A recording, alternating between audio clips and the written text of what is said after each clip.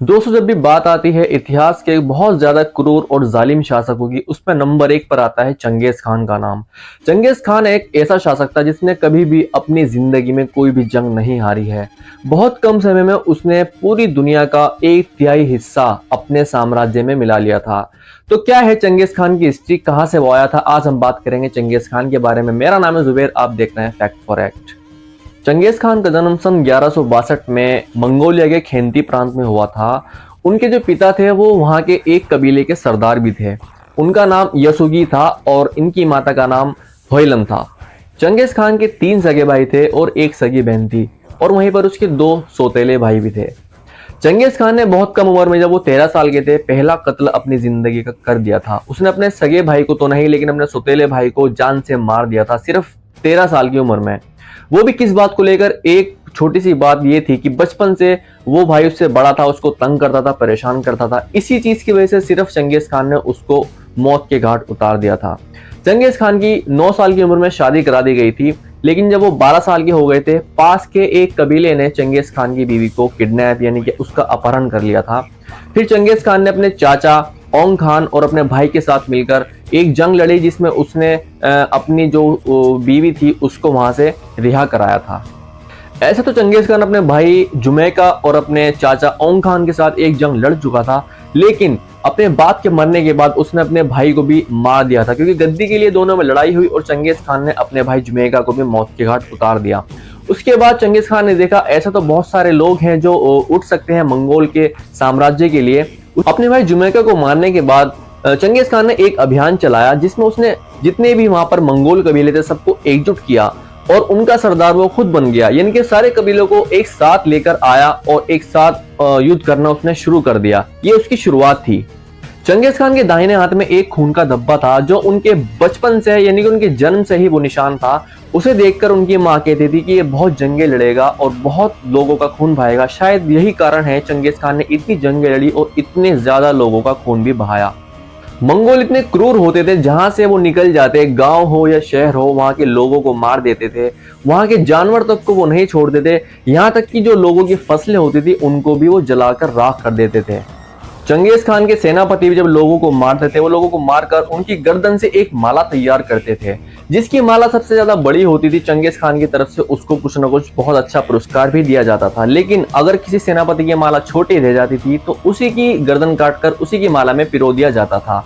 इसी वजह से चंगेज खान के सेनापति इतने घबराते थे, क्योंकि एक जंग में एक न एक सेनापति की मौत तय थी। इतिहासकारों का कहना यह भी है, चंगेज खान एकमात्र ऐसा इंसान है, ये ऐसा एक डिक्टेटर है जिसने सबसे ज्यादा दुनिया में खून बहाया है, सबसे ज्यादा लोगों का कत्ल किया है। बताया जाता है कि एक ही दिन में चंगेज खान ने 1 घंटे के अंदर एक युद्ध में लगभग 18 लाख लोगों को मरवा दिया था।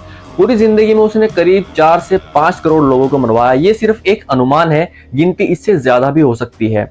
यही वजह है कुछ जगह ऐसी थी मंगोल साम्राज्य में जो बहुत बंजर इलाके थे, जहां पर कुछ उगता नहीं था, कुछ फसल नहीं होती थी। लेकिन आज अगर हम देखें, वहां बहुत बड़े बड़े हरियाली वाले जंगल हैं, बहुत अच्छी अच्छी फसलें होती हैं। जो लोग उस नरसंहार में मरे थे, अब इंसानी शरीर से अच्छी खाद हो क्या सकती है। तो इतने लोग जब मरे थे तो वो खाद का काम उसने किया और वहां की जो जमीन है बहुत ज्यादा हरी भरी हो गई।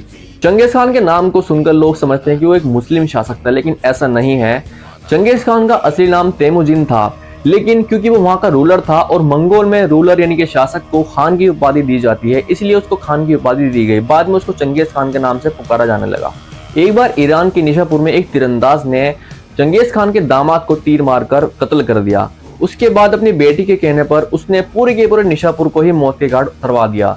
एक ईरानी इतिहासकार है राशिदुद्दीन हमदानी, उनका कहना यह है उस टाइम पे ईरान की जनसंख्या 25 लाख थी, लेकिन चंगेज खान ने वहां इतना नरसंहार मचाया कि वहां की जनसंख्या सिर्फ 2.5 लाख रह गई थी। चंगेज खान इतना क्रूर शासक था, वो जहां पर जाता लोगों को मारकर उनकी खोपड़ी से पूरा का पूरा पिरामिड बना दिया जाता था। लेकिन इतना क्रूर शासक होने के बाद भी चंगेज खान के अंदर धार्मिक कट्टरवाद नहीं था।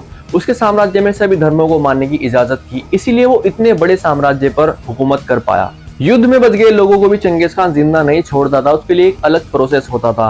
वो 3 फीट की ऊंचाई पर एक वैगन व्हील लगाता था। वैगन व्हील की जो धार थी वो बहुत तेज होती थी, वो उसमें से लोगों को गुजारता था। अगर किसी की हाइट 3 फुट से ज्यादा है उसकी गर्दन वहीं कलम हो जाती थी, लेकिन अगर किसी की हाइट 3 फुट से कम है तो वो बचकर बाहर निकल जाता था। इसीलिए कहा जाता है चंगेज खान ने कभी बच्चों को नहीं मारा है।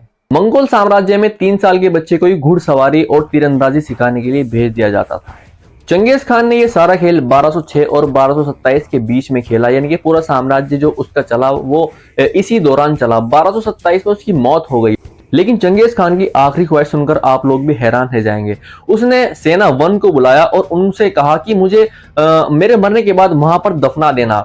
लेकिन उस सेना के जाने के बाद उसने दूसरी सेना को बुलाया और उनसे कहा कि आप वहां पर खड़े हो जाना और जब वहां से सेना 1 आएगी तो उसको पूरी की पूरी को कत्ल कर देना। इसी तरीके से हुआ भी। जो सेना 1 थी वो उसकी लाश को लेकर गए और एक जगह दफन कर दिया और 10,000 घोड़े उस पर चलाए ताकि जगह प्लेन हो जाए, किसी को पता ही न चले कि चंगेज खान की लाश कहां दफन हुई है। उसके बाद जब दफनाने वाले वापस आ रहे थे, एक सेना बी वहां पर खड़ी हुई थी, उसने पूरी की पूरी सेना को ही कत्ल कर दिया। तो यही कारण है कि आज तक पता ही नहीं चल पाया है कि चंगेज खान की कब्र है कहां। अब चंगेज खान का आप खौफ यहां पर देख सकते हैं।